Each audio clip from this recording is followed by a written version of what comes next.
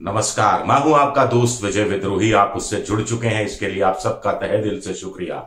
और अगले 7-8 मिनट तक मैं आपसे जुड़े रहने की कोशिश करूंगा।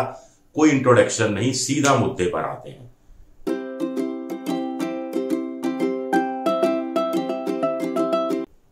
क्या आप जानते हैं कि मोदी सरकार सीबीआई के हाथ में वो चाबुक थमाने जा रही है जिससे सीबीआई को विपक्षी दलों के राज्यों में घुसने का और अपने हिसाब से केस लेने का अधिकार मिल जाएगा? क्या आप जानते हैं कि मोदी सरकार सीबीआई के माध्यम से चुनाव जीतने का जो इरादा रखती है उसके लिए वो सीबीआई को और धारदार बना रही है। ईडी को पिछले कुछ सालों में धारदार बनाया गया है, लेकिन अब सीबीआई पर पूरा जोर दिया जा रहा है। इससे क्या फर्क पड़ेगा? देखिए, मोटे तौर पर सीबीआई बड़ी प्रोफेशनल बॉडी है। सीबीआई बड़ी तेजी से सबूत इकट्ठे करती है, फॉरेंसिक रिपोर्ट हो चाहे दूसरे सबूत हो, और उनका कन्विक्शन रेट भी बहुत ज्यादा है। खुद सरकार ने लोकसभा में स्वीकारा था कि सीबीआई ने जितने केस हाथ में लिए उनमें से सजा की दर 2018 में 68% थी, जो 2022 में बढ़कर 74.5% हो गई। और बहुत सी राज्य सरकारें भी सीबीआई से इसी बात को लेकर डरती हैं, या फिर कोई भी केंद्र में जो सत्तारूढ़ पार्टी हो वो सीबीआई का इस्तेमाल इसी तरह से करती है, और मोदी सरकार तो कुछ ज्यादा ही कर रही है। अब देखिए, एक ताजा मसला तेलंगाना में हुआ था। बात हालांकि पिछले साल की है। वहां पर एक उपचुनाव होना था। उपचुनाव से पहले तेलंगाना में जो केसीआर की पार्टी है, टीआरएस, उसकी तरफ से यह आरोप लगाया गया कि बीजेपी के कुछ लोगों ने तेलंगाना के टीआरएस के कुछ विधायकों को 100 करोड़ रुपए में खरीदने की पेशकश की। बीजेपी ने इसका विरोध किया और कहा कि यह मामला सीबीआई को ट्रांसफर कर देना चाहिए। सीबीआई को ट्रांसफर कर दिया जाता, यह मामला तो एक तो ठंडे बस्ते में चला जाता, और दूसरा बीजेपी जब भी चाहे इस मामले का अपने हिसाब से फायदा उठाने की कोशिश कर सकती थी। तो तेलंगाना के मुख्यमंत्री के कहने पर वहां के मुख्य सचिव ने कह दिया कि साहब, हमने जो सीबीआई को एसेंट दे रखा था, जो अनुमति दे रखी थी कि बिना हमसे पूछे वो जांच कर सकती है हमारे मामलों में, अब हम उसको वापस लेते हैं। इसको एक तरह से कहते हैं कि जर्नल कंसेंट तो दे रखा है, वो हम वापस लेते हैं। लेकिन अब बीजेपी क्या करने जा रही है? तेलंगाना में इस कारण सीबीआई घुस नहीं पाई, बीजेपी अपने इरादे में सफल नहीं हो पाई। और अब प्रधानमंत्री नरेंद्र मोदी ने हाल ही में दिल्ली में, आपको याद है, सीबीआई के अधिकारियों से क्या कहा था? यही कहा था ना कि आपका मुकाबला बड़े बड़े लोगों से है, सत्तारूढ़ पार्टी के में जो सालों साल सत्तारूढ़ हैं, जो पावर बड़ा है इनके हाथ में, और इनके खिलाफ आपको कार्रवाई करनी है। हरी झंडी दे रहे थे अपनी तरफ से कार्रवाई करने की। तो वो क्यों दे रहे थे? सीबीआई को क्या और अधिकार वो देने जा रही है?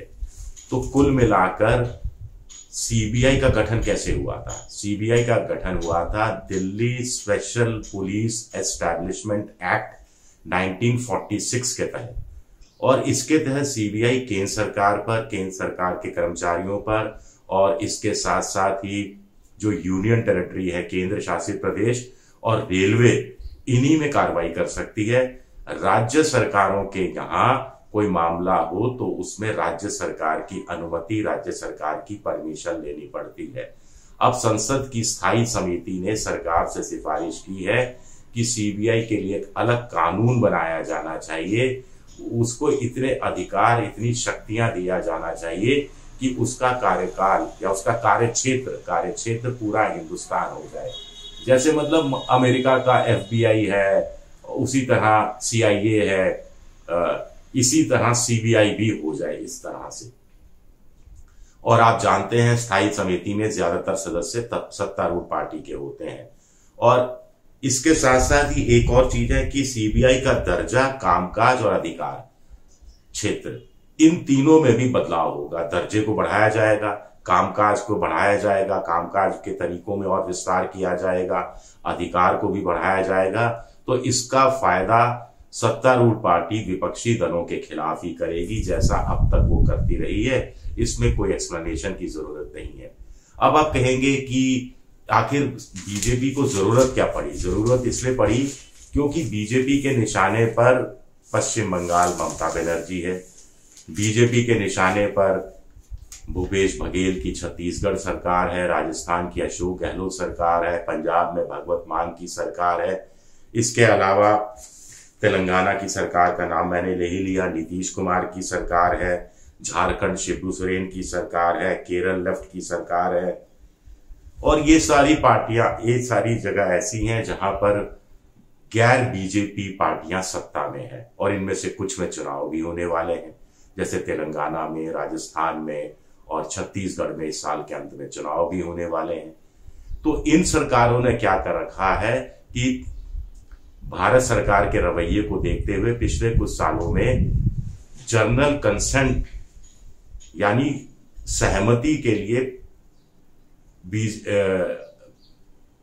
सीबीआई को परमिशन लेनी पड़ेगी, इस बात की व्यवस्था कर रखी है। पहले परमिशन लेने की जरूरत नहीं थी, अब परमिशन लेने की व्यवस्था कर दी है। छत्तीसगढ़ ने, पहले सहमति बनी हुई थी, छत्तीसगढ़ ने सहमति हटाई 10 जनवरी 2019 को, राजस्थान ने उठाई 19 जुलाई 2020 को, केरल ने 4 नवंबर 2020 को, झारखंड ने 5 नवंबर 2020 को, पंजाब ने 6 नवंबर 2020 को, तेलंगाना ने 30 अगस्त 2022 को, यहां तक कि मेघालय 9 फरवरी 2022 को उन्होंने ये अनुमति हटा ली थी। और अब जो नया एक्ट आएगा, जो नया संशोधन आएगा, उसके तहत सीबीआई को अब इस परमिशन की जरूरत नहीं पड़ेगी, जर्नल कंसेंट की जरूरत नहीं पड़ेगी, सहमति लेने की जरूरत नहीं पड़ेगी। वो अपने आप किसी भी मामले में, इन राज्यों में कोई भी मामला हुआ और सीबीआई को लगा ये मामला हाथ में लिया जा सकता है। आप समझ गए, सीबीआई को लगा का मतलब है किसको लगा कि सरकार को लगा कि सीबीआई के माध्यम से इस मामले में राज्य सरकार की गर्दन सियासी रूप से दबोची जा सकती है, तो सीबीआई को छोड़ दिया जाएगा। तो जो तोते में पिंजरा है, और पिंजरे की लेयर और बढ़ाए जाने की तैयारी हो रही है, और पिंजरे से तोता तभी निकलेगा जब अपने दुश्मन, सियासी दुश्मनों को वो काट खाने की क्षमता उसमें पैदा हो जाए। तो क्या विपक्षी दलों को इससे डरना चाहिए? बड़ा सवाल उठता है। सरकार इससे क्या हासिल कर लेगी चुनावी साल में? क्या कुछ लोग अंदर चले जाएंगे, कुछ लोग जमानत पर होंगे, कुछ लोग जेल में होंगे, कुछ लोग बेल में होंगे, विपक्षी दल और विपक्षी दलों के नेता, और इस कारण बीजेपी के लिए 2024 का चुनाव भ्रष्टाचार के मुद्दे पर जीतना आसान हो जाएगा? या सत्यपाल मलिक, पूर्व गवर्नर, ने जो हाल ही में आरोप लगाए कि प्रधानमंत्री को भ्रष्टाचार से कोई बहुत ज्यादा परहेज नहीं है, और साथ ही साथ पुलवामा का इश्यू भी उठाया, तो खासतौर से भ्रष्टाचार का, फिर हिडनबर्ग की रिपोर्ट, 20,000 करोड़ का घोटाला, उसमें मोदी जी की कथित रूप से मिली भगत, ये तमाम चीजें, और अरविंद केजरीवाल और राहुल गांधी का लगातार हमले करना, ये तमाम जो चीजें हैं, इसका तोड़ ऐसे निकालने की कोशिश हो रही है। ये भी अपने आप में एक बड़ा सवाल है। शुक्रिया मेरा ये वीडियो देखने के लिए।